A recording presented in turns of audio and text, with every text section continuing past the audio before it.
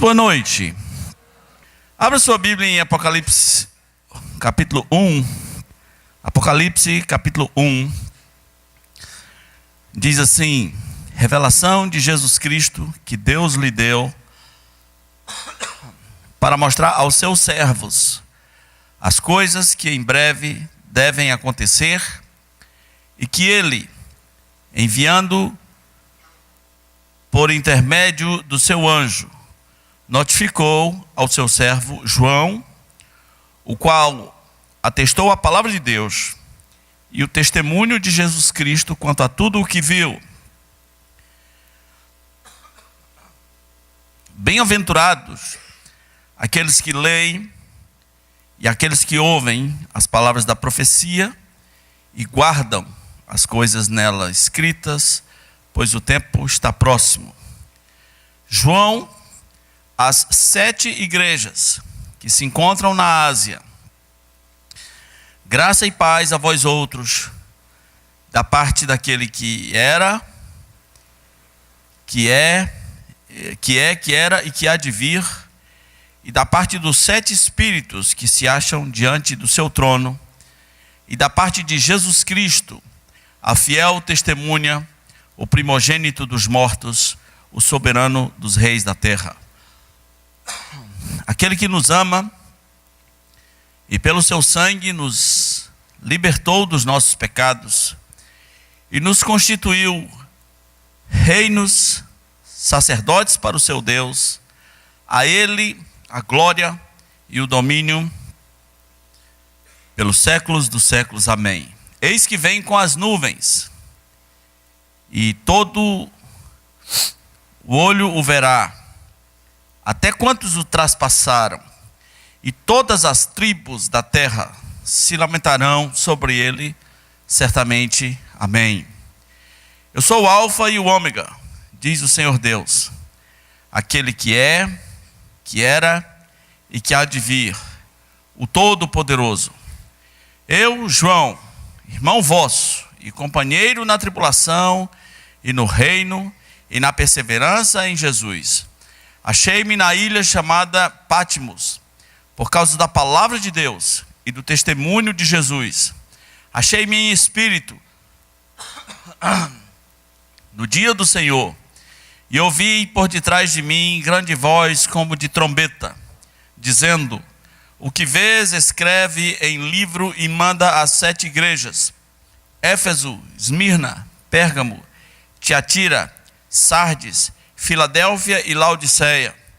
Voltei-me para ver quem falava comigo, e voltado vi 7 candeeiros de ouro, e no meio dos candeeiros um semelhante a filho do homem, com vestes talares e cingidos à altura do peito com uma cinta de ouro.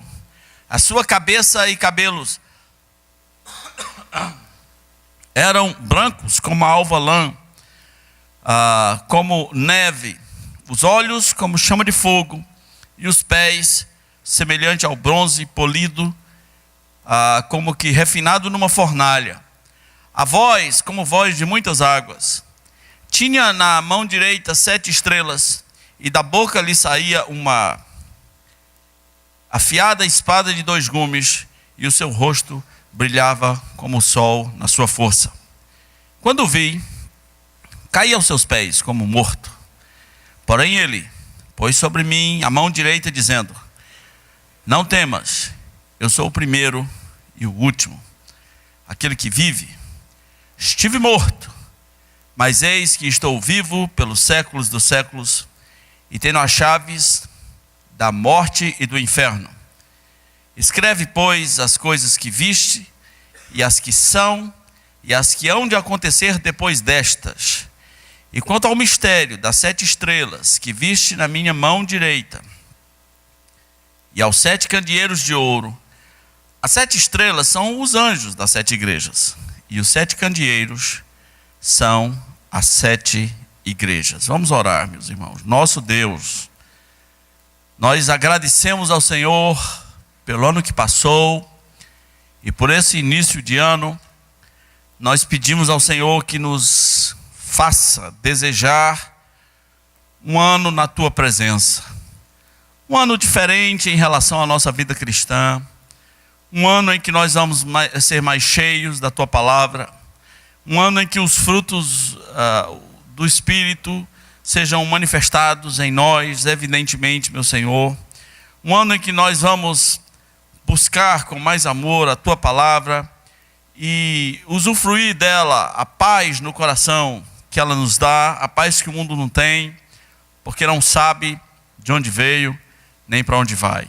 Que hoje à noite, Tua palavra ache morada, ache lugar em nosso coração, que as nossas resistências caiam por terra e que nós nos apaixonemos um pouco mais pela Tua palavra hoje. Pedimos em nome de Jesus. Amém. Não é pouco o número de pessoas que, quando a gente fala sobre Apocalipse, vem repetidamente com aquele medo, não é? Você fala sobre Apocalipse e a pessoa tem um tremilhar, não gosto desse livro. Meu Deus, eu morro de medo. E é provável que hoje à noite aqui haja pessoas cuja única reação, diante do livro de Apocalipse é: meu Deus, eu morro de medo. Se você morre de medo do Apocalipse, nós temos algumas possibilidades. As duas principais são: você não conhece a Escritura. Você não conhece, você nem sabe do que tem lá, você não sabe do que se trata. E a possibilidade número 2, você não sabe quem você é. Você não sabe quem você é. Apocalipse é um livro. A palavra Apocalipse significa revelação. Essa mensagem que eu vou dar hoje é uma mensagem aperitivo. É para você ter medo do Apocalipse. O Apocalipse é muito parecido com muitas partes da Escritura. Muita coisa que é dita no Apocalipse é dita em outros lugares, com outras palavras. Então você deveria ter medo da Bíblia inteira. Daqui a pouco você está com medo da Escritura. O que eu quero trazer hoje é um aperitivo para que você, durante esse ano, seja curado e ame toda a palavra de Deus. Toda a Escritura é inspirada por Deus. Se você vai para o inferno, o seu medo do Apocalipse é razoável, é explicável. Agora, você diz que é um servo de Deus, você diz que foi salvo por Jesus, mas tem medinho do Apocalipse? Apocalipse significa revelação. Em alguns países o nome nem é Apocalipse, o nome é revelação. Alguma coisa foi mostrada, alguma coisa que estava encoberta foi revelada. Ele é escrito por João, que recebeu de um anjo, que recebeu de Jesus. Essa é a verdadeira história do Apocalipse. A primeira palavra no livro de Apocalipse é revelação de Jesus Cristo. Deus deu uma revelação a Jesus. Jesus disse que essa revelação, ela tem um propósito. Nunca esqueça disso. Há um propósito no livro de Apocalipse. E o propósito já é apresentado no primeiro versículo. É para mostrar, olha aí na sua Bíblia, Apocalipse 1, versículo 1, para mostrar aos seus servos as coisas que em breve devem acontecer. Esse é o propósito do Apocalipse. Os servos de Deus são extremamente privilegiados, porque eles sabem o que vai rolar. Qualquer pessoa que estudar a Bíblia e estudar a escatologia bíblica seriamente, sabe coisas que vão espantar os economistas, que vão espantar os cientistas políticos, que vão espantar os historiadores, porque o propósito do Apocalipse é mostrar aos servos de Deus as coisas que em breve devem acontecer. Isso não é privilégio demais, meus irmãos? Existe o Jornal Nacional, existe o New York Times, existe, o que mais? O AC 24 Horas, estou nivelando aqui, né? Existe Folha de São Paulo. Existe a Folha de São Paulo, existe o Página 20, né? Existe a CNN, a Rede Globo, a Record, a Gazeta, que mais? A Bandeirantes, a Rede TV, etc. Mas nenhum desses órgãos recebeu um documento, num certo sentido confidencial, dizendo: olha, aqui está o jornal do futuro. Aqui estão as coisas que em breve vão acontecer. Por isso que você não deveria ter medo do Apocalipse. Primeiro, porque vão acontecer. Essas coisas vão acontecer. E se você é um servo de Deus, o Apocalipse foi escrito para quem? Para os servos de Deus. Ele não é uma carta para o mundo. Ele é uma carta para os servos de Deus. E o livro diz assim: olha, aqui estão as coisas que em breve devem acontecer. O Apocalipse, o livro de Apocalipse, ele responde muitas perguntas da humanidade. Há uma delas que pode ser feita implicitamente aqui, que é: quem é Jesus?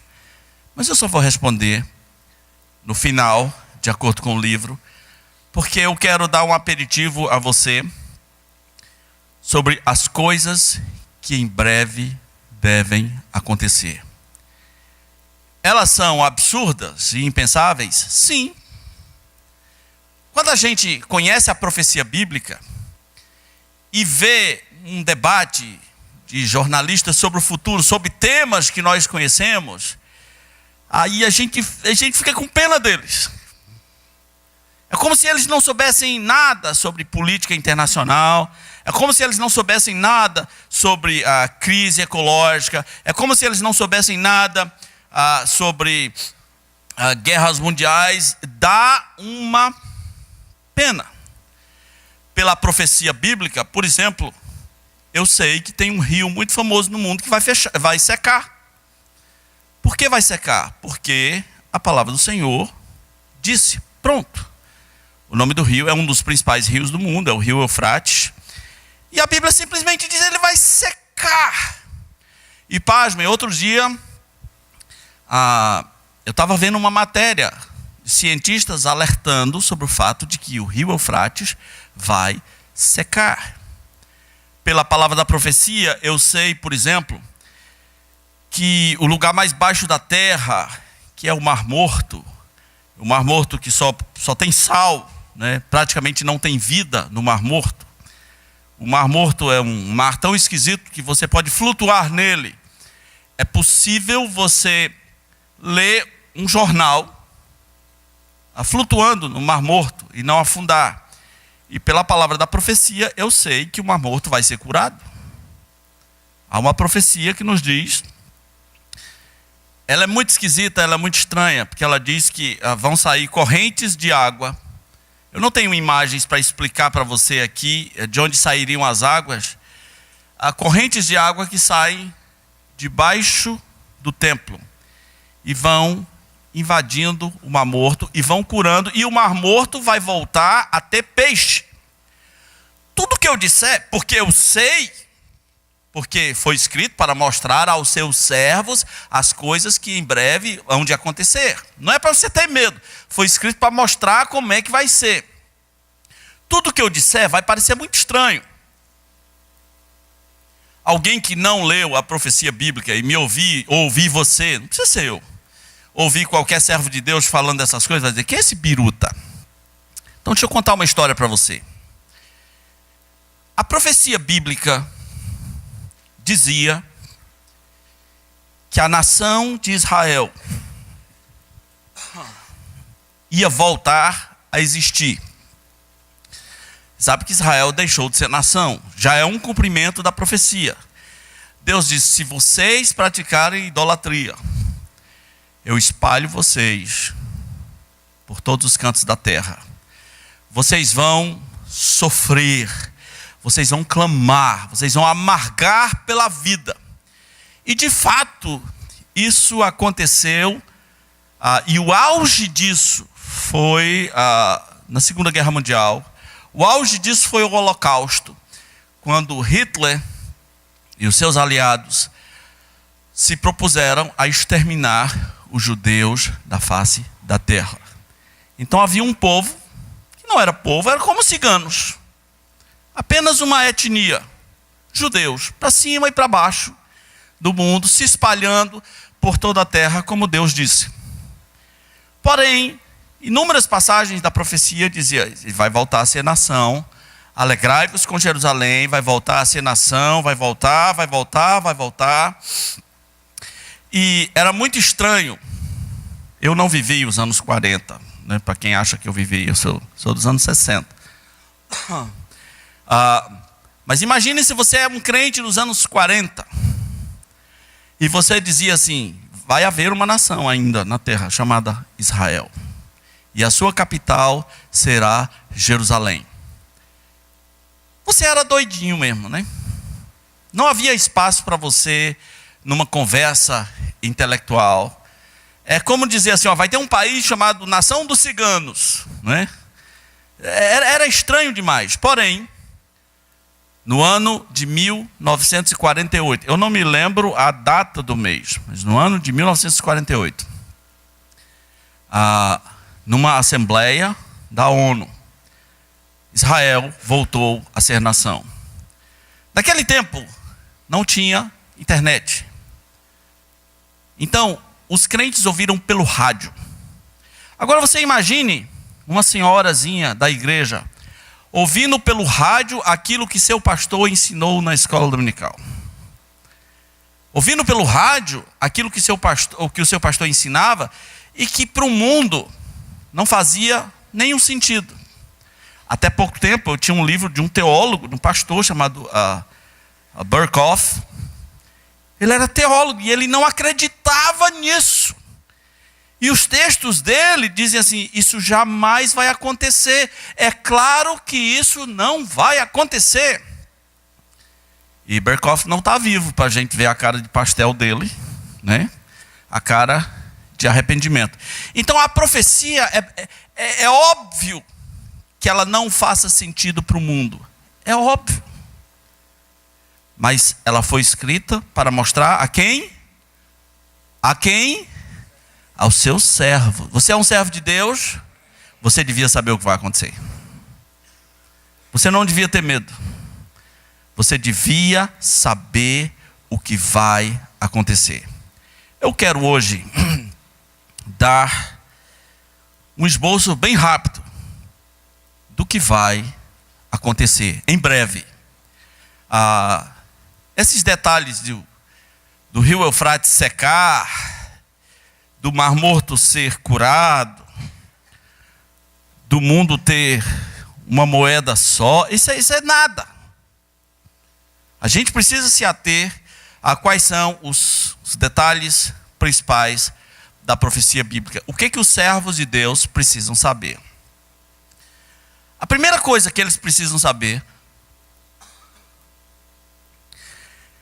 é que nós estamos vivendo aqui neste mundo como igrejas locais que se reúnem em nome de Jesus, que pregam o seu evangelho, que batizam pessoas, que celebram a ceia do Senhor, mas que em breve essa instituição, esse corpo, esse grupo chamado igreja não vai mais existir sobre a face da terra.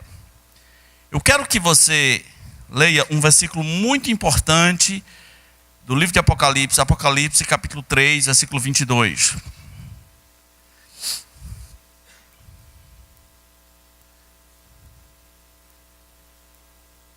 Diz assim: quem tem ouvidos, ouça o que o Espírito diz às igrejas. Alguém podia ligar esse A aqui, que eu também sou filho de Deus, né? Quem tem ouvidos, ouça o que o Espírito diz às igrejas. Por que essa palavra é extremamente importante? Todo crente devia saber o que diz Apocalipse 3, 22. Porque é provavelmente a última vez que a palavra igreja ocorre na Bíblia. Você consegue entender a profundidade disso? É a última vez que a palavra igreja acontece nas Escrituras. Por quê? Porque essa mesma palavra da profecia ensina uma coisa mais estranha do que a nação de Israel ter surgido de novo. Convenhamos, é estranho ou não é você falar que uma nação vai reaparecer? Nenhuma nação da terra deixou de existir e voltou a existir. Nenhuma. No entanto, sobre Israel, a Escritura diz, vai voltar, aconteceu, nos nossos dias, na nossa era contemporânea, aos olhos do mundo, está lá. E no dia que Israel voltou a ser nação, em 1948, só uma curiosidade, quem presidiu a sessão foi um brasileiro chamado Oswaldo Aranha. Nesse dia, já entrou em guerra. Nesse mesmo dia. Porque os países em volta, gente boa, tipo Iraque, Irã, Arábia Saudita, Egito, quem mais? Você foi na escola? Não, nem foi. Jordânia, não é? A indecisa Jordânia. Então aquele povo ali em volta falou, não volta a ser nação não, porque nós vamos jogar eles dentro do mar. Então eram todos contra um. A palavra da profecia perguntava, inclusive, pode uma nação existir em um só dia? Ser formada em um só dia? Pois é, foi formada e já estava em guerra. E aconteceu uma coisa que o seu professor de cursinho, de Enem, ele nunca vai saber explicar. Israel hoje, o tanto de terra que tem hoje, é tão pequeno. Eu estou tentando comparar com o Acre, mas não dá meio Acre. Não dá um quarto do Acre. É tão pequenininho. E quando você olha o tamanho das nações em volta, elas são gigantescas. É claro que elas iriam vencer, mas não venceu. Não venceu. E Israel saiu vitorioso. E de lá para cá houve 2 períodos de outras 2 guerras.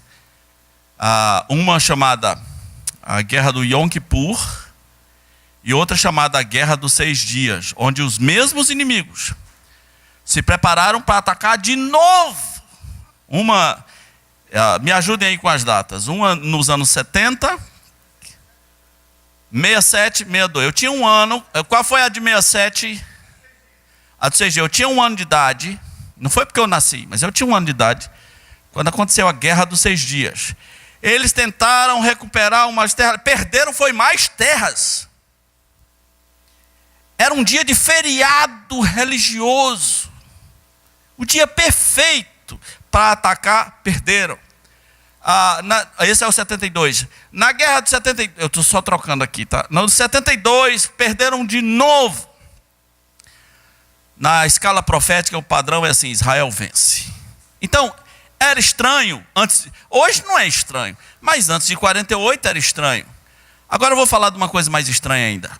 É estranho falar que um povo vai desaparecer? É. Muito mais estranho. Eu acho que o fato de Deus reservar para 1948 o ressurgimento do Estado de Israel serviu um pouco para preparar os crentes que estavam meio desacreditados na profecia bíblica.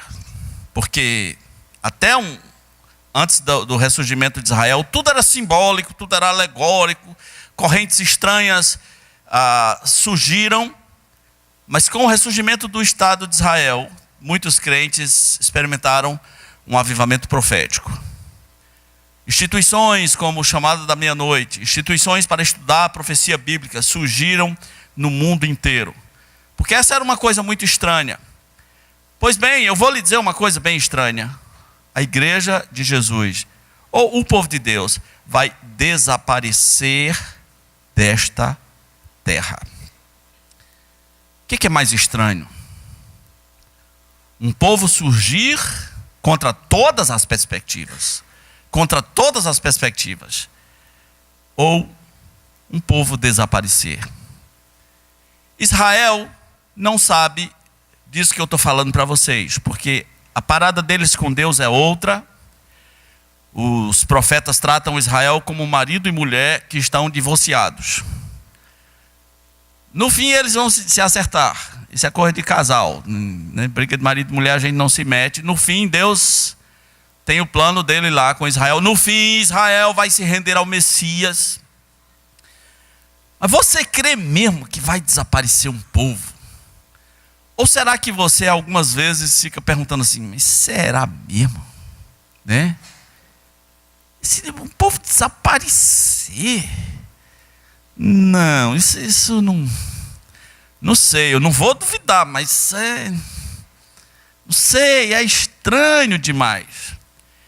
Não espere que os seus amigos achem isso, uau, vai desaparecer um povo. Não espere. Não espere que você mesmo tenha que crer nisso sem passar por grandes crises. Mas o planeta está para experimentar coisas tão absurdas que precisa ser tirado um povo. Quando a igreja foi fundada ou inaugurada, dependendo da sua crença sobre a origem da igreja, a Bíblia diz que o Espírito Santo desceu sobre a terra no dia de Pentecostes, e ele é o executivo da igreja. Ele é o ensinador da igreja, ele é aquele que estará para sempre com a igreja.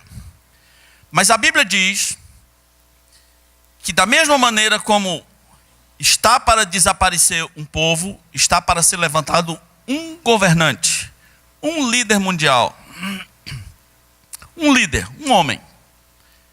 Na Bíblia ele tem vários nomes: o homem da perdição, o iníquo, o anticristo, a besta, o filho do cão. O filho do cão é o nome que eu estou dando, não é que tem, não tem isso na Bíblia, o filho do cão. Está para se levantar um cara e ele vai governar o mundo inteiro. Ele vai governar o mundo inteiro. E a Bíblia dá detalhes do seu governo. Ele vai fazer aliança com 10 nações. Eu não tenho tempo para falar dos detalhes. Mas a Bíblia dá até o modus operandi como ele vai governar o mundo inteiro. E diz a palavra de Deus que ele vai governar através da marca do seu número. E diz o número, meu Deus. Não pode ser mais detalhado, né? E diz o número. E o número é 666. Por que essa figura é chamada de o anticristo? Porque ele vai se manifestar querendo o lugar de Jesus Cristo. Só por curiosidade, há uma profecia no livro de Daniel chamada Profecia das 70 Semanas. Que conta, e outros capítulos de Daniel, que conta em detalhes como ele vai assumir o poder.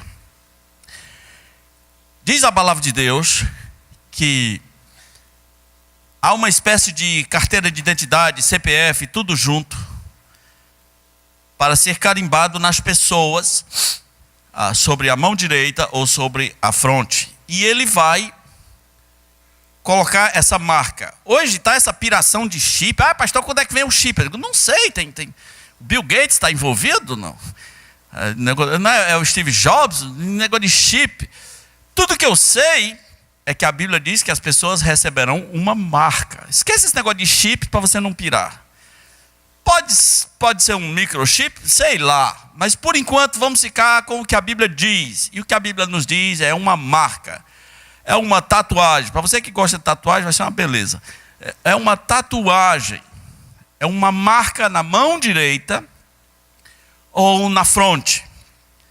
E simplesmente, quem não tiver essa marca não pode comprar, não pode vender, não pode ter Netflix, não pode... Ferrou, né, para você? Você já está viciado em série, né? Tá. Viciou, né, irmão? Então, não pode. Não pode, não pode, não pode. Essa pessoa vai perseguir aqueles que pregam o evangelho do Cordeiro. Como se não bastasse, catástrofes vão estar acontecendo, catástrofes jamais vistas. Por exemplo, morre logo dilapada uma terça parte da humanidade. Só para começar assim, morre uma terça parte da vegetação, porque eu disse para você, Apocalipse 3:22, o que é que diz lá?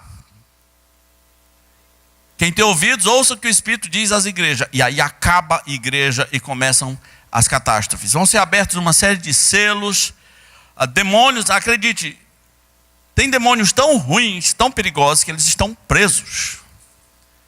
Presos num lugar chamado Tártaro, que a nossa versão traduz por inferno. Estão presos. É o pavilhão 9 do bonde dos capetas. Estão presos. E eles vão ser soltos. Exatamente nessa época. Eles vão ser soltos.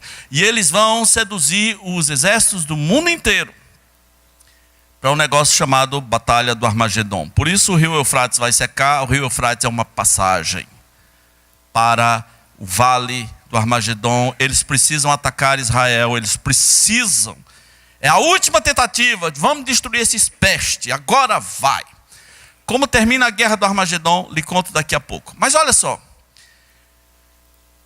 A gente fala do evangelho para muitas pessoas. E tem pessoas que querem saber como é esse negócio do anticristo. E esse negócio mesmo.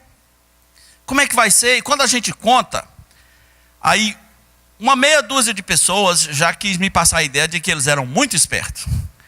Isso quer dizer que esse cara aí vai assumir o governo, vai matar quem se opor, vai carimbar as pessoas na mão, e não dá para se converter nessa época. Até dá, mas ele vai querer matar, ele vai perseguir essas pessoas. Aí uma pessoa me falou assim: e se eu fugir para as matas? É engraçado que tem pessoa, tem gente que é muito enrolão nesse mundo, né? O cara acha que pode enganar Deus, pode enganar o anticristo. Eu tenho uma notícia muito triste. Quem rejeita o evangelho hoje não terá a menor chance contra o anticristo. Porque a Bíblia diz, vá ler Tessalonicenses, a Bíblia diz que vai ser enviado o espírito da mentira. A operação do erro, para seduzir a todos que não deram crédito à verdade. E eles vão receber este cara. Essa igreja, essa suposta igreja evangélica que está aí, não tem a menor chance contra este cara. Não tem. Porque eles não conhecem a Bíblia, eles não sabem quem é Jesus, eles não sabem que Jesus vai voltar, eles não sabem onde fica o livro de São Joaquim. Quando esse cara se manifestar, e ele vai fazer sinais e prodígios incríveis, como essa gente gosta de milagres, ele vai fazer milagres para enganar, se possível, os próprios escolhidos. Se o escolhido der bobeira, será enganado pelo anticristo. Eu estou falando aqui, meus irmãos, as coisas que em breve devem acontecer. Então, vai desaparecer um povo e vai surgir um cara. A lógica é simples, não há lugar para os dois. Imagina se esse peste surgisse hoje. Qual é o povo mais chato do mundo? Crente, não é não? Se esse cara surgisse hoje, ele seria denunciado de norte a sul do planeta. Não tem lugar para a igreja e esse cara. Não existe a possibilidade de conviverem os dois no mesmo ambiente. Até mesmo porque a Bíblia diz que o mundo inteiro vai adorá-lo. Não tem lugar para quem conhece a verdade e esse cara. Então a Bíblia diz que ele só ainda não se manifestou, porque ainda não foi retirado aquilo que o detém. Por isso que ele não se manifestou. O que detém o anticristo de se manifestar? A Bíblia diz, irmãos, tem uma frase muito assustadora em Tessalonicenses, diz que o mistério da iniquidade já opera, ou seja, a turma dele já está por aqui, seus magos, seus bruxos, seus patrocinadores já estão neste mundo. O mistério da iniquidade já opera, essa turma já existe. É só uma questão de detalhes. Mas tem uma coisa que o detém, que é a presença do Espírito Santo na igreja. Amém? isso detém o bicho. É só isso. É por isso que a igreja precisa ser tirada. Por isso que Apocalipse 3:22 é a última vez que aparece a igreja. Porque no dia que a igreja for tirada, acabou-se sobre a terra o ministério de denúncia. Crente é denunciador, crente é chato. Se houvesse uma fila de pessoas para receber a marca do seu número, os crentes diriam: não entre nessa fila.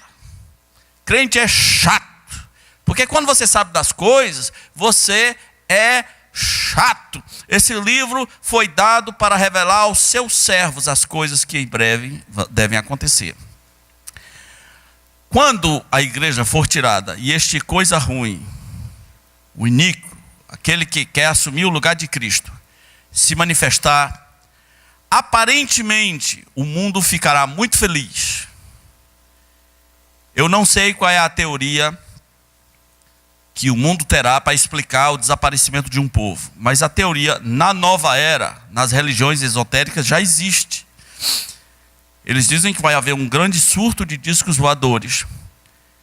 E esses ETs, eles acreditam nisso. Os ETs vão sequestrar um povo para levar para uma outra dimensão, para reciclá-los, porque eles são atrasados demais e não se encaixam na nova era. Essa é a teoria esotérica. O que o Jornal Nacional vai dizer, eu não sei. Eu conheço a teoria das religiões esotéricas. Pode ler os grandes clássicos esotéricos, vai ler o Ponto de Mutação, vai ler Fritz Karp, vai ler a Fritz Karp, vai ler a Madame Blavatsky, vai ler essa gente. Eles acreditam que uma galera vai ter que ser tirada, porque é atrasada demais. Eu só sei pela Escritura que o mundo vai ficar livre para esse cara agir, e o mundo vai pensar que ele é a solução, porque o mundo clama por alguém que dê jeito nas coisas. Não seria bom se tivesse um líder que resolvesse tudo, né? Não seria bom aos olhos humanos? Não seria bom alguém que desse jeito nesse negócio da Previdência? Isso vai durar uns 20 anos a turma debatendo. Não seria bom alguém que desse jeito nessa Lava Jato? Não seria bom alguém que desse jeito no conflito entre judeus e árabes? Ele vai dar jeito. Não seria bom alguém que desse jeito na fome na África? Não seria bom alguém que resolvesse a cura do câncer? Ele vai trazer jeito para todas essas coisas e o mundo ficará muito feliz, porque a Bíblia diz que ele tem uma aparência de anjo, mas ele por dentro, ele é o secretário do Satanás. Ele é como se fosse um filho do cão mesmo. Será que já nasceu? Será que já está entre nós? Talvez, não sei. Os judeus vão crer nele. Os judeus que não creram em Jesus vão crer nele. E os muçulmanos, você deve estar pensando, os muçulmanos não vão acreditar. Os muçulmanos não acreditam nessas coisas não. Acredita sim. Os muçulmanos esperam por ele. O nome dele no islamismo é Imam Mahdi. E ele provavelmente virá do Islã. E ele gosta de arrancar a cabeça das pessoas. Dá certinho, ele gosta de decapitar pessoas. Uma das primeiras cenas no céu é os que foram decapitados por causa do testemunho de Jesus. Esse pessoal gosta de decapitar pessoas. Ele vai fazer a paz entre Israel e os árabes. E ele vai fazer uma aliança de 7 anos. E na metade dos 7 anos, vai haver uma briga entre ele e Israel. Eu estou dizendo as coisas que devem acontecer. Você deve ler na Bíblia, está tudo aí. Na metade dos 7 anos, ele vai brigar com Israel. E o mundo vai dizer que a culpa é de quem? Dele ou de Israel? O mundo vai dizer que a culpa é de quem? De novo, problema do mundo. Vamos matar essas pestes. Nós estamos com ele, nós estamos com o nosso líder. E o que vai detonar é quando ele quiser ser adorado no templo. Ele vai colocar um sinal de blasfêmia no templo. Alguns acham que será o símbolo do Islã. Para mim não interessa o que seja, mas ele vai colocar um sinal de blasfêmia. o abominável da desolação no templo de Israel, ele vai querer ser adorado, o pau vai quebrar. E aí, a última guerra mundial. Estou tentando resumir coisas muito preciosas. A última guerra mundial, Israel e mais alguém contra o mundo inteiro. Israel e talvez uma nação ou duas que mantiverem uma aliança contra Israel, contra o mundo inteiro.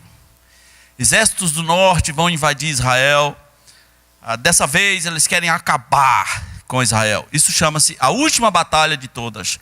A batalha do Armagedon nada mais é do que os exércitos do mundo inteiro contra Israel. Muitas pessoas ficaram muito tristes porque o nosso presidente Michel Temer se manifestou contra Israel e a favor dos palestinos. Eu até compreendo, porque ele é de origem libanesa. Dá para entender, seria esquisito, como ele não é convertido, embora me parece que tem um filho convertido, como ele não é convertido, isso não faria muito sentido para ele. Mas acredite, um dia Israel contra o mundo inteiro. Como termina a batalha do Armagedon? Mais esquisito do que o sumiço de um povo, mais esquisito do que o ressurgimento da nação de Israel é como termina a batalha do Armagedon. É simples. Como é que termina? É simples.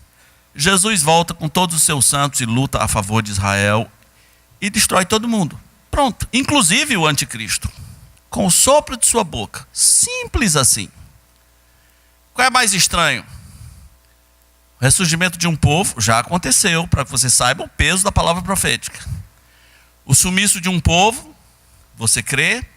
Ou a volta de Jesus com todos os seus santos para lutar a favor de Israel? Depois disso, há o julgamento das nações, o juízo final, mas eu não quero falar sobre isso. Só quero encerrar para você dizendo quem é Jesus. No livro de Apocalipse, capítulo 1, como nós começamos, Jesus apareceu e se manifesta para João. Aqui há vários detalhes da visão que João teve. Diz que ele tem vestes bonitas, tem uma cinta de ouro no peito, sua cabeça é branca como a lã, como a neve, seus olhos têm chama de fogo, seus pés são como bronze polido, e a sua voz como a voz de muitas águas. Tudo isso são detalhes do poder de Jesus, da realeza de Jesus, da divindade de Jesus. E ele disse: não temas, eu sou o primeiro e o último. Você sabia que nunca ninguém disse isso na Escritura? Apenas Deus Pai disse isso. Quando Jesus diz, eu sou o primeiro e o último, você não deve mais encarar Jesus apenas como um bom líder. Ele é aquele que tem a chave da história. Apocalipse é a história desvendada. Para onde vai a história? Está todo mundo confuso, ninguém sabe para onde vai nada. Mas nós somos os servos de Deus e foi dito aos seus servos as coisas que devem acontecer. Você acha estranho as coisas que a gente diz? Eu nasci nos anos 60. E nos anos 70 e nos anos 80, nós dizíamos para os nossos colegas: um dia, um homem vai dominar o mundo inteiro. Ele vai controlar o mundo inteiro. Ele vai ter controle sobre cada povo, língua e nação. E mais uma vez, isso era estranho demais. Que é isso? Como é que pode? Como é que pode? Esse cara vai dominar o mundo inteiro, vai controlar o mundo inteiro.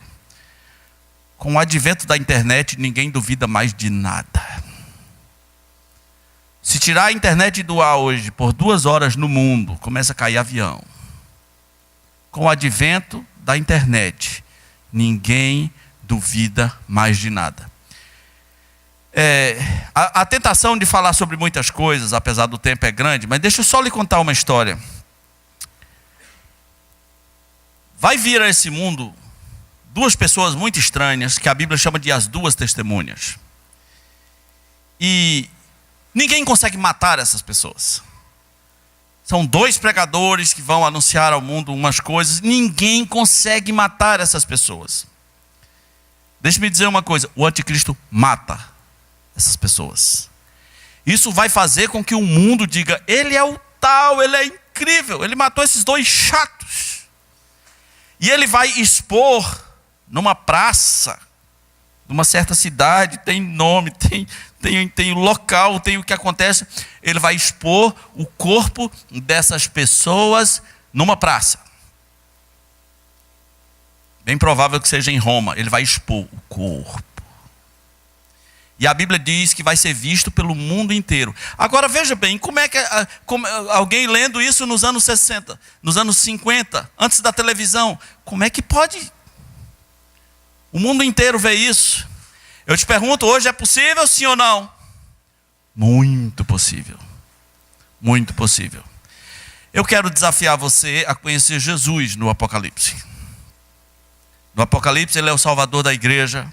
Ele é aquele que detém a chave da história, a chave da morte e do inferno. Uma diferença muito grande entre a Bíblia e todos os sistemas é que a Bíblia é um livro pessimista.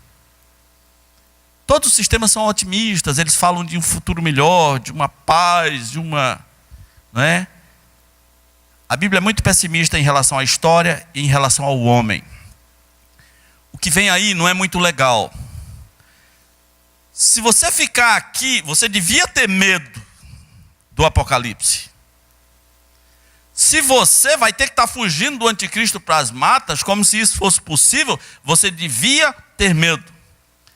Mas se você é daquele que tem a esperança de dizer Maranata, que significa o quê?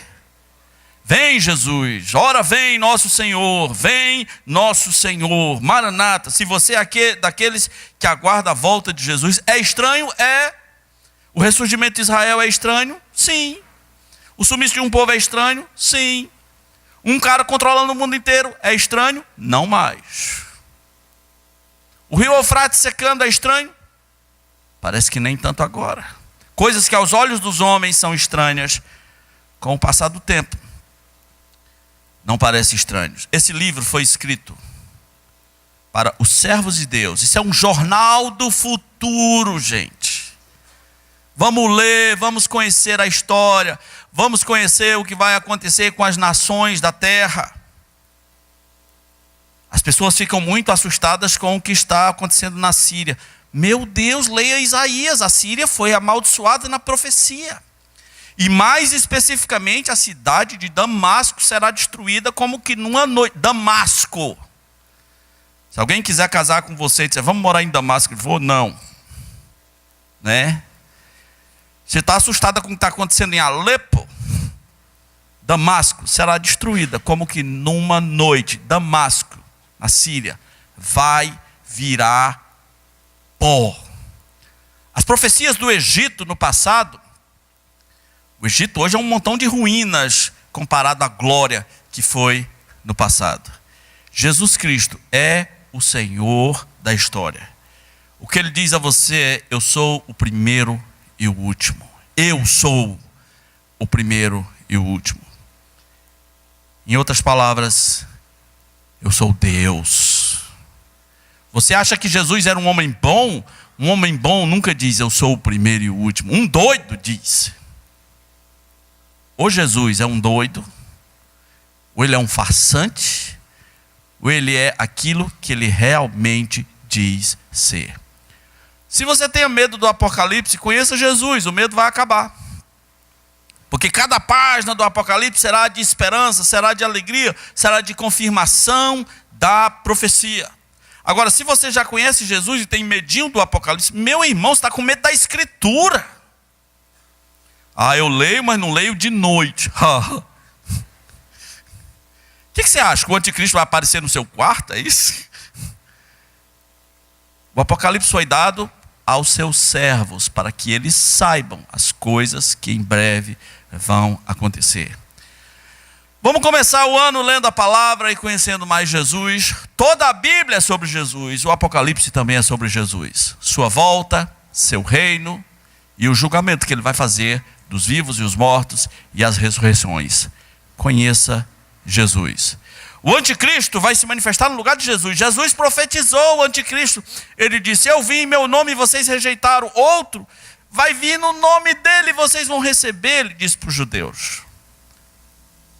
Conheça Jesus, vamos orar. Nosso Deus, nós te agradecemos porque esse livro foi escrito para os teus servos, para que eles saibam as coisas que em breve devem acontecer. Que haja aqui uma comunidade de servos que não tem medo da palavra do Senhor e que levam a sério o jornal do futuro, as coisas ditas pela profecia. Tua palavra nos diz: bem-aventurados aqueles que ouvem e guardam a profecia no seu coração, porque o tempo está próximo. Que o nosso coração esteja cheio dessa palavra e desse entendimento que o tempo está próximo, para que sejamos testemunhas reais e verdadeiras aqui nessa terra, anunciando que um falso Cristo virá, mas que o verdadeiro Cristo já veio e o mundo o rejeitou. Que pessoas não rejeitem mais aqui, que corações que têm rejeitado Jesus aqui não rejeitem mais e se rendam ao primeiro e o último, ao leão de Judá, à raiz de Davi, a Jesus Cristo, nosso Salvador. Pedimos em nome de Jesus. Amém.